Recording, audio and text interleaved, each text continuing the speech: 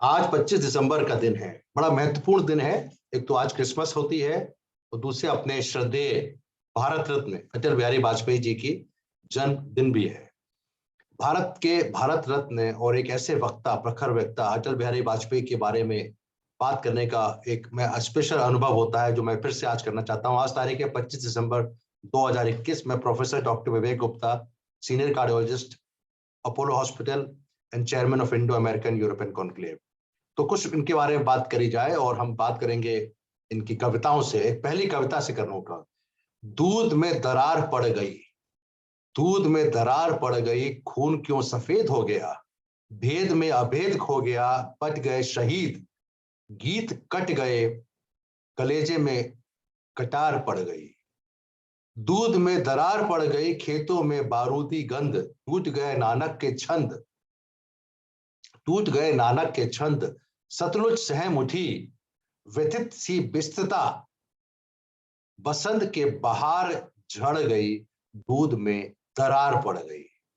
अपनी ही छाया से बैर, गले लगने लगे हैं गैर, अपनी ही छाया से बैर, गले लगने लगे हैं गैर, खुदकुशी का रास्ता, तुम्हें वक्त का वतन का वास्ता, बात बनाए बिगड़ गई, दूध में दरार पड़ गई। मैं पहला फिर से पढ़ूंगा। दूध में दरार पड़ गई, खून क्यों सफेद हो गया, भेद में अभेद खो गया, पट गए शहीद, गीत कट गए, कलेजे में कटार गड़ गई, दूध में दरार पड़ गई। इस तरह से इन्होंने अनगिनत कविताएं लिखी अपने आदरणीय श्रद्धेय भारत रत्न अटल बिहारी वाजपेयी जी ने।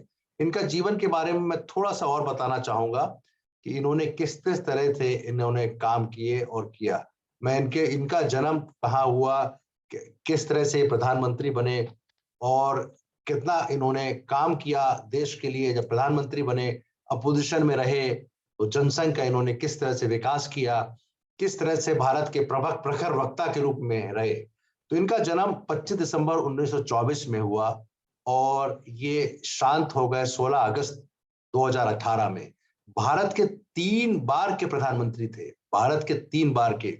वे पहले 16 मई को से 1 जून 96 तक, फिर 1998 से फिर 19 मार्च 99 तक, फिर 22 मई 2004 तक प्रधानमंत्री रहे। वे हिंदी कवि, पत्रकार एवं प्रखर वक्ता थे। वे भारतीय जनसंघ के संस्थापक थे।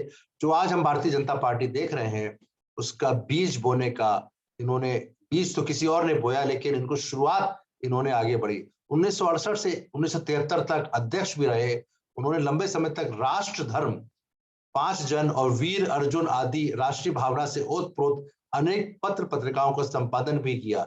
He was a very good editor, orator, and of course a thorough gentleman. मैं इनसे 3-4 बार जब प्रधानमंत्री थे तो इनसे 5 रेस कोर्स रोड, जो कि वहां पे मुलाकात करने का सौभाग्य प्राप्त हुआ। और ये चूंकि मैं हमारे फादर भा के रहने वाले हैं, तो ये बटेश्वर गांव से आते हैं, तो इसलिए वहां पे ये रहे हैं, तो इसलिए थोड़ा ज्यादा इनके साथ मुलाकात करने का सौभाग्य प्राप्त हुआ। राजनीतिक जीवन सबको पता है, 68 से लेकर 73 तक राष्ट्रीय अध्यक्ष रहे। 52 से उन्होंने पहली बार लोकसभा चुनाव लड़ा, 1952, यानी कि 5 साल आजादी के बाद, परंतु सफलता नहीं मिली। लेकिन उन्हें हिम्मत नहीं हारी और 1957 में बलरामपुर जिला गोंडा उत्तर प्रदेश से जनसंघ के प्रत्याशी के रूप में विजयी होकर लोकसभा पहुंचे 1957 में। 1924 में जन्मे, 1957 में लोकसभा पहली बार पहुंचे 1957 में। 1957 से लेकर 1977 तक जनता पार्टी की स्थापना करके वे 20 वर्ष तक लगातार जनसंघ के संसदीय दल के नेता रहे, जनसंघ के। इन्होंने प्रधानमंत्री बनने के बाद कई स्पेशल काम किए। उसमें भारत को परमाणु शक्ति संपन्न राष्ट्र, जो उन्होंने कारगिल में, अटल सरकार ने 11 और 13 मई 1998 को पोखरण में 5 भूमिगत परमाणु परीक्षण विस्फोट करके भारत को परमाणु शक्ति संपन्न देश घोषित कर दिया। इस कदम में उन्होंने भारत को निर्विवाद रूप से विश्व मानचित्र पर एक सदृढ़ वैश्विक शक्ति के रूप में स्थापित कर दिया। यह सब उनकी गोपनीयता से किया गया कि अति विकसित जासूसी और तकनीकी से संपन्न पश्चिमी देशों को इसकी भनक भी नहीं पड़ी। ये कार्य इतना मुश्किल था क्योंकि कारगिल वाला जो परीक्षण किया गया, ये परमाणु शक्ति का पोखरण में, इसको बहुत ही गोपनीय सीक्रेटिव किया गया, क्योंकि कभी भी अमेरिका नहीं चाहता था कि भारत या कोई और पश्चिम देश, कि भारत भी ये न्यूक्लियर पावर यानी कि एटॉमिक शक्ति के रूप में उभर कर आए। पाकिस्तान से संबंधों में सुधार की पहल की। 19 फरवरी 1999 में सदाए सरहद नाम से दिल्ली से लाहौर की बस सर्विस शुरू करी। इस सेवा का उद्घाटन करते हुए प्रथम यात्री के रूप में वाजपेयी जी ने पाकिस्तान की यात्रा करके नवाज शरीफ से खुद बस पे चढ़ के गए 19 फरवरी 1999 में, और नवाज शरीफ से मुलाकात की। वह आपसी संबंधों की एक नई शुरुआत करी। कारगिल युद्ध कुछ ही समय पश्चात पाकिस्तान के तत्कालीन सेना प्रमुख परवेज मुशर्रफ की शय पर पाकिस्तान सेना व उग्रवादियों ने कारगिल क्षेत्र में घुसपैठ कर दी। इस तरह के कई काम इन्होंने किए। कारगिल युद्ध में जीत दिलाई भारत को। वाजपेयी सरकार के अन्य प्रमुख कार्य संचाल 100 वर्ष से भी ज्यादा पुराने कावेरी जल विवाद को सुलझाया, राष्ट्रीय राजमार्गों एवं हवाई अड्डों का विकास किया, कई इस तरह काम किए।